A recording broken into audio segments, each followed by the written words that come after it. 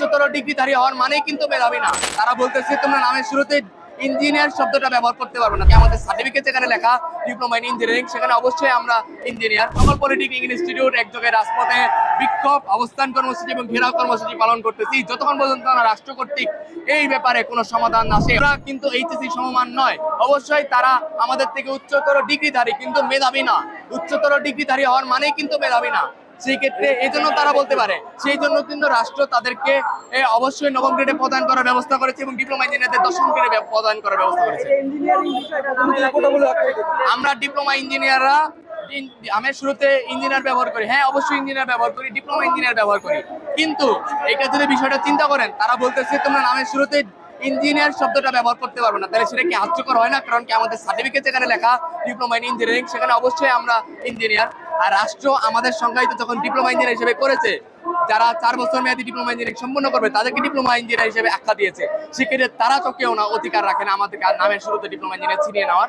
কিন্তু মূলত দশম গ্রেড কেবলমাত্র ডিপ্লোমা ইঞ্জিনিয়ারদের জন্য সংরক্ষিত রয়েছে। দশম গ্রেডের টেকনিক্যাল পদগুলো ডিপ্লোমা ইঞ্জিনিয়ারদের সংরক্ষিত এবং ডিপ্লোমা ইঞ্জিনিয়ারিং সার্টিফিকেট যাদের রয়েছে শুধুমাত্র তারাই আবেদন করতে পারবে। এর ব্যতীত কেউ দশম গ্রেডে আবেদন করতে পারবে না।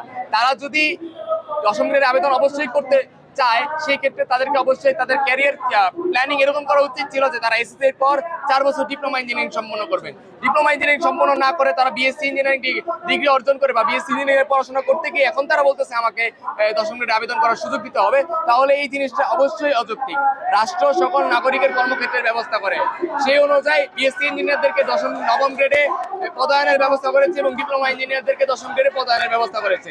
এটা রাষ্ট্র কর্তৃক মীমাংসিত, স্বীকৃত এবং জারি করা বিষয়। সেই ক্ষেত্রে এই বিষয়গুলো নিয়ে আন্দোলন করা অবশ্যই একটি উদ্দেশ্যপূর্ণ এবং রাষ্ট্রের অবস্থাকে অস্থিতিশীল করা। প্রকৌশল অধিকার আন্দোলন আমাদের প্রতিনিধিদেরকে প্রকাশ্যে হুমকি প্রদান করেছে যে আমাদেরকে গুলি করে হত্যা করা হবে। এর আমরা তীব্র নিন্দা ও প্রতিবাদ জানাই। আমরা চাই অনতিবিলম্বে এদের বিরুদ্ধে আইনানুগ ব্যবস্থা গ্রহণ করা হোক এবং রাষ্ট্র কর্তৃক এই 3 দফা অযৌক্তিক দাবিকে প্রত্যাখ্যান করা হোক। আমরা রাষ্ট্র কর্তৃক দেখেছি মিটিং এর জন্য কমিটি গঠন করা হয়েছে।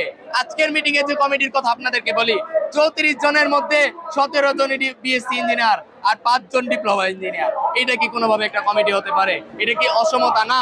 এবং পরবর্তী মিটিং এর শিডিউলে যদি কথা বলি, 14 জনের বিপরীতে মাত্র 1 জন ডিপ্লোমা ইঞ্জিনিয়ার প্রতিনিধি রাখা হয়েছে, যা আমাদের ছাত্র সমাজের কাছে হাস্যকর। এটা অবশ্যই কোনো মিটিং না, এটা একটা ষড়যন্ত্রমূলক ভাবে যেরকম 2008 সালে তত্ত্বাবধায়ক সরকার চেষ্টা করেছিল আমাদের ডিপ্লোমা ইঞ্জিনিয়ারদেরকে সুপারভাইজার করে দেওয়ার এবং এই ষড়যন্ত্র 2013 সালে প্রকাশিত হয়, ঠিক তেমনি এই অন্তর্বর্তীকালীন সরকারের সময়ও বিএসসি ইঞ্জিনিয়াররা একই ষড়যন্ত্রে লিপ্ত হচ্ছে। সরকারকে চাপ প্রয়োগ করে নির্বাচনকে বানচাল করার চেষ্টা করতেছে এবং চেষ্টা করতেছে কিভাবে ডিপ্লোমা ইঞ্জিনিয়ারদেরকে সুপারভাইজার করা যায়। এখন আমরা সারা বাংলাদেশের সকল পলিটেকনিক ইনস্টিটিউট একযোগে রাজপথে বিক্ষোভ, অবস্থান কর্মসূচি এবং ঘেরাও কর্মসূচি পালন করতেছি যতক্ষণ পর্যন্ত না রাষ্ট্র কর্তৃক এই ব্যাপারে কোনো সমাধান আসে অথবা 3 দফাকে প্রত্যাখ্যান করা হয় এবং আমাদের 6 দফাকে দ্রুত বাস্তবায়ন করার ব্যবস্থা করা হয়। আমরা রাজপথে থাকবো এবং পর্যায়ক্রমে বিভিন্ন ধরনের বিক্ষোভ কর্মসূচি পালন করবো।